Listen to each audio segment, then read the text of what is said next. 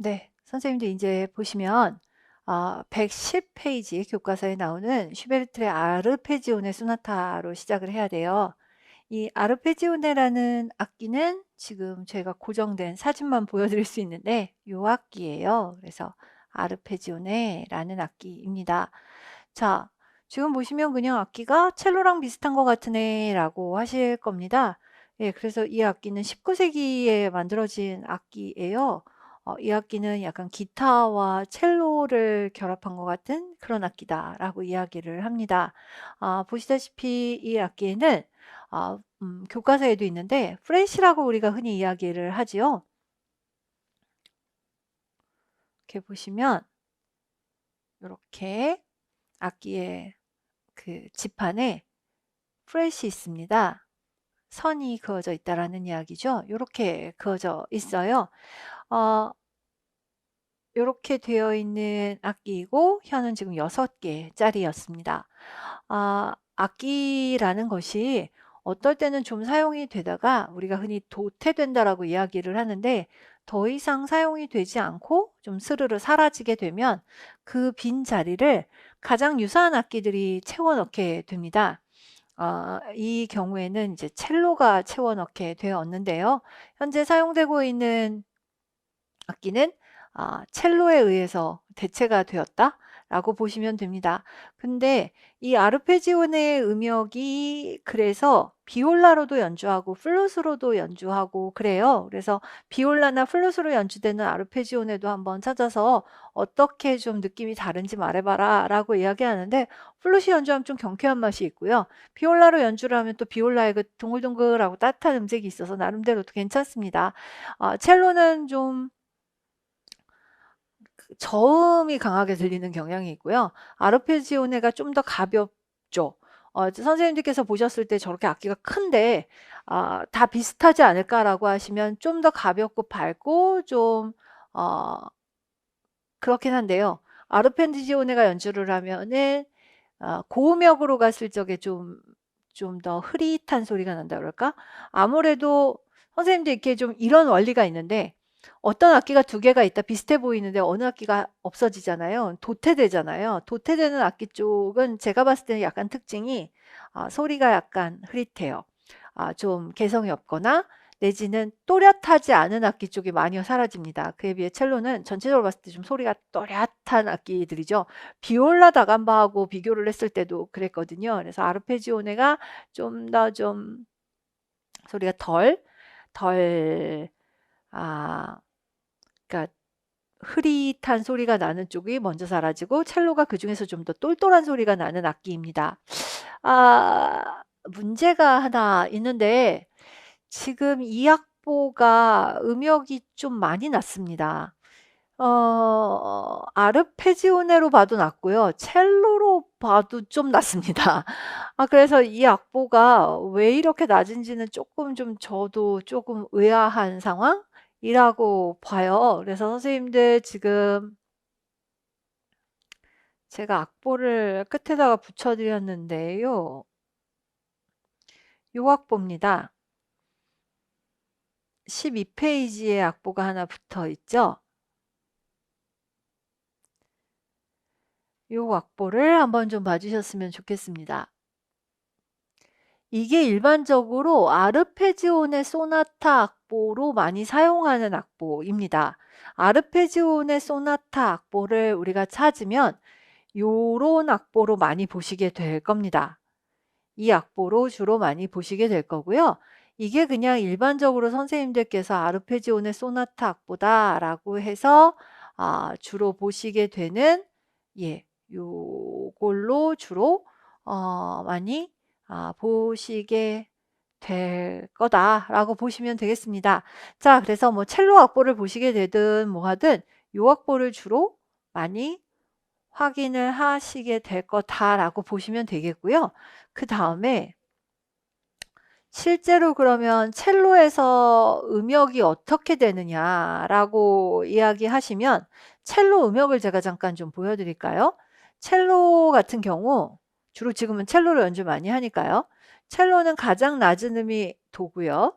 그 다음에 솔, 그 다음에 레, 그 다음에 라 이게 이제 개방현이거든요.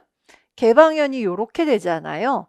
그러면 만약에 이게 첫음이다라고 이야기를 하게 된다면 선생님들께서 상상을 해보셔도 그런데 첼로의 개방현이 이렇게 된다라고 이야기를 하면 첫음이 요 정도다라고 이야기를 하면 그보다 다 거의 라, 시, 도라 하면 전부 다 엄청 높잖아요. 대부분. 이렇게 되면 너무너무 포지션을 높게 쓰게 되거든요. 그래서 지금 이 악보보다는 한 옥타브 낮게 시작을 하는 게 일반적이에요. 한 옥타브 낮게 시작을 하게 됩니다. 그래서 지금 보통 유튜브 같은 데서 연주하는 거 보시면 이렇게 도, 솔, 레, 라 이렇게 돼서 가면 레선에서부터 포지션을 좀 내려갖고 라, 시, 도라 이러면서 시작하거든요. 그래서 첫음이 거의 연주가 시작이 될 때 요음에서 많이 시작을 하게 돼요. 그러니까 한 옥타브 낮게 시작 좀 한다라고 보시면 되겠습니다. 그러면 한 이음에서 정도 시작이 된다라고 보시면 되거든요. 자, 그렇다면 지금 교과서 악보는 이래저래 너무 낮은 것 같아서 좀 이상하다라고 보입니다. 자, 어쨌든 간에 선생님들 요 악보를 좀 한번 기억을 해주시면 좋겠고 교과서 악보의 첼로 악보가 지금 너무 낮아서 좀 고민입니다. A 마이너 곡이고요. A 마이너 곡이고 지금 보고 계시는 악보에서 네, A 마이너 곡이고요. 1도 잠깐만 좀 볼게요. 5도 1도 이렇게 시작이 됩니다. 어딘지 대충 보실 수 있죠? 자, 그래서 이렇게 시작이 되고요. 제가 아주 좀 특징적인 화음만 좀 몇 개 보여드릴게요. 여기를 한번 좀 보여드리겠습니다. 이 아르페지오네 소나타를 만약에 누군가가 좀 연주를 해봤거나 좋아하는 사람이나 뭐 이렇게 된다면 이 곡에서 아르페지오네 소나타 하면 어디가 기억나? 뭐가 기억나? 라고 이야기를 하면 아마 이 화음 이야기를 하지 않을까 싶은데요. 이 곡은 네아폴리탄 화음이 상당히 특징적으로 사용되는 악곡 중에 하나예요. 자, 그래서 네아폴리탄 6가 이렇게 활용이 됩니다. A 마이너의 네아폴리탄 6가 활용이 되죠. 그럼 선생님들 바로 그 얘기를 좀 해야 되는데 요게 네아폴리탄 6고 요게 네아폴리탄 6예요. 왜? A 마이너 라도미 화음에 시 레파, 시 플랫 레파가 되니까 얘가 뭘까요? 얘가 뭘까요? 얘는 네아폴리탄 위에 파라도 미 플랫에 해당하는 5도의 이사화음이 됩니다. 네아폴리탄에 대한 부, 딸림, 칠화음. 거기에 이사화음이 되겠죠. 그래서 이렇게 분석이 된다라고 하는 화음이다라고 보시면 됩니다. 자, 그러면 그런 화음이 계속 나오고 있는 걸 보실 수가 있을 텐데요. 네아폴리탄 위에 5도의 이사, 그 다음에 네아폴리탄 6. 이런 식으로 해서 계속 만들어지고 있는 것을 확인하실 수가 있겠다라는 이야기입니다. 자, 그래서 이렇게 확인을 하시면 될 것 같습니다. 자, 그러면 여기는 라도미 1에 46이 될 거고요. 미솔실의 5도에 7이 될 거고 뭐 이런 식으로 분석이 가능하겠죠. 자, 그래서 이렇게 1도까지 한번 보실 수 있겠습니다. 자, 그럼 여기는 계속해서 같은 류의 화음들이 계속되고 있는 것을 보실 수 있겠고요. 네아폴리탄 위에 5도의 이사. 이렇게 됩니다. 지금 빰빠 하면서 나오고 있는 이 부분에 네아폴리탄이 지속적으로 사용이 되고 네아폴리탄 위에 5도의 7화음이 만들어지고 있는 것을 보실 수 있고요. 그렇게 한번 확인을 해서 보시면 될 것 같습니다. 자, 그러면 요 아르페지오네 소나타에서 사용되고 있는 특징적인 화음들에 관한 이야기까지 한번 좀 봐주시면은 되지 않을까 싶습니다. 자, 그리고 네, 교과서에 실려있는 악곡 이야기를 좀 했습니다. 자, 현악사 중주 12번 아메리카. 아메리카 하면 드보르자크의 작품이겠네요. 라고 하면은 확인하시면서 보실 수 있습니다. 라우마니노프의 피아노 협주곡 2번 1악장도 소개가 되고 있습니다. 아주 둔중한 도입부를 지나서 1주제, 2주제가 잠깐씩 나타나고 있는데 라흐마니노프가 13도 정도의 화음이 나타나는 이유로 손이 컸기 때문이다. 뭐 이런 이야기 나오는 것도 보실 수 있고요. 볼레로가 나오거든요, 선생님들. 이 볼레로, 이 교과서의 좋은 점이기도 한데요. 마침 잘 나와줬어요. 1주제하고 2주제. 볼레로의 크게 주요한 선율이 이렇게 두 개거든요. 그거 아주 잘 짚어줬고, 그리고 그 1주제하고 2주제가 어떤 악기를 통해서 나타나면서 전체적으로 나타나고 있는지도 잘 주었습니다. 악기 군도 잘 설명이 되어 있고 해서 이래저래 보시기 좋을 겁니다. 종교음악의 숭고함이라는 주제로 키리에 괜찮고 이건 어디서나 많이 보시는 거예요. 그러니까요. 자, 그 다음에 내주는 강한 성요라고 하면서요. 코랄이 나왔어요. 루터가 만들었다고 알려지는 코랄. 루터파의 대표적인 성가라고 해야 되겠죠? 찬송가? 예, 코랄이 나왔습니다. 자, 이 코랄은요. 박절적인 리듬을 가지고 있고 끝에는 라임이 규칙적으로 반복되고 있는 형태다라고 이야기를 해서요. 확인하실 수가 있을 겁니다. 메시아의 할렐루야는 너무 많이 보셔서 이제 좀 그만 보셔도 될 것 같다라고 보시면 되겠고요. 이제 극음악의 화려함이라고 하면서 오페라에 관한 설명 나오고 있는데 이제는 참 많이 없어졌다고 하지만 여전히 그래도 할 얘기 있는 바그너의 타노이저가 나옵니다. 타노이저 서곡과 함께 예, 선생님들 요거요. 음유시인 이야기가 같이 나오고 있는 것도 확인하실 수가 있을 겁니다. 카르멘을 지금 보여드리고 있는데요. 카르멘 3막에 나오고 있는 간주곡이 나옵니다. 우리가 꽤 많이 빼먹는 악곡 중에 하나인데요. 하여튼 구석구석 참 악곡 많이 나오는 교과서입니다. 그래서 확인하실 수 있고 울게 하소서 많이 보셨으니까 됐습니다. 자, 투란도트 중에 네순도르마. 옛날에는 공주는 잠 못 이루고라고 하는 참 맥빠지는 제목이 붙어 있는데 이제는 아무도 잠들지 말라라고 해서 이거야 뭐 이 교과서 저 교과서에서 많이 보셨으니까 됐고요. 선생님들 얘도 우리가 수업 시간에 말씀을 드리기 때문에 아시기는 할 텐데요. 벨리니의 정결한 여신이여 노르마 중에 있는 카스타디바라는 악곡입니다. 워낙 유명한 악곡이기도 하고 그래서요. 예, 요거 하나 봐주셔야 될 악곡으로 나오고 있습니다. 자, 투란도트와 노르마의 줄거리가 나오고 있어요. 그래서 노르마 줄거리 참 안 나오는 것 중에 하나인데 같이 나오고 있어서 좀 봐주셨으면 좋겠습니다.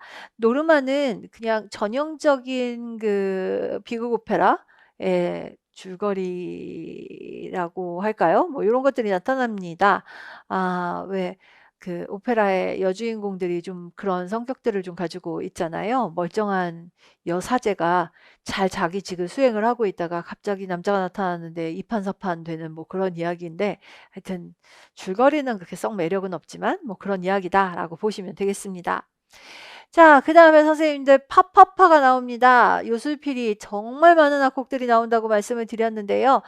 죽은 줄 알았던 상대들이 서로 이제 발견을 하게 되면서 너무 기뻐하면서 이야기를 하는 파파게노와 파파게냐가 서로를 발견하고 반가워하는 뭐 그런 대목이다라고 보시면 됩니다. 베르디의 그 오페라 나보코 중에서 히브리 노예들의 합창이라고 하는 앞부분이 아주 짧게 나오기는 합니다만 어쨌든 소개가 되고 있더라라고 하면서 앞부분 좀 나오고 있습니다. 춤음악의 역동성이라고 하는데요. 호두까기 인형 모음곡 중에서 행진곡 부분이 잠깐 나오고 있죠. 그래서 많이 보시는 악곡이고 그 다음에 선생님 여기 봄의 제전이 나오거든요. 요 악곡들은 워낙 많이 보실 곡이라서 그렇기는 한데 요 서주 부분도 나옵니다. 대지의 예찬이라는 제목이 나오기는 합니다만 어쨌든 요 악곡 하나 나왔다라고 보시면 됩니다. 현대음악으로 4분 33초가 나오는데 얘는 너무 흔하니까 그냥 넘어가도 될 것 같고요. 바르샤바의 생존자도 워낙 많이 보셔서 넘어갑니다. 히로시마 희생자를 위한 애가 향음악이라고 부르는 것 중에 하나가 나옵니다. 그래서 돈 클러스터와 현악기의 특수한 주법을 사용한다라고 해갖고요. 꽤나 깊숙이 나왔습니다. 그래서 한번 확인해 보실 수 있을 겁니다. 자, 아티큘라치온이라고 해서요. 아티큘레이션이라는 영어 표현을 사용을 했습니다만 전자음악의 대표적인 사례가 되는 작품도 나왔습니다. 뭐 많은 작품들이 그냥 한꺼번에 소개가 된 것을 보실 수가 있을 거예요. 자, 그리하여 이런저런 내용들이 좀 한꺼번에 쭉 좀 다른 교과서에 없는 것들까지 좀 많이 나오고 있는 것을 확인하실 수 있을 겁니다. 자, 그 다음에는요. 사실 많이 보여드릴 만한 내용이 있지는 않아요. 그래서 동서양의 명음악가라고 하면서 카라얀이라든가 애니메, 랑랑 뭐 이런 음악가들을 좀 소개를 하고 있는데 그중에 여기는요. 역경을 듣고 명연주자가 된 사람들이라고 해서 장애가 있는 음악가들을 좀 소개를 하고 있습니다. 그리고 K 클래식이라고 해서 뭐 누구라도 예측 가능한 음악가들에 관한 이야기가 나오고 저작권 관련 내용이 애니메이션으로 잠깐 나오고 있는데요. 네, 한번 좀 보실만 할 겁니다. 그래서 저작권 침해 사례랑 이런 것들 나옵니다.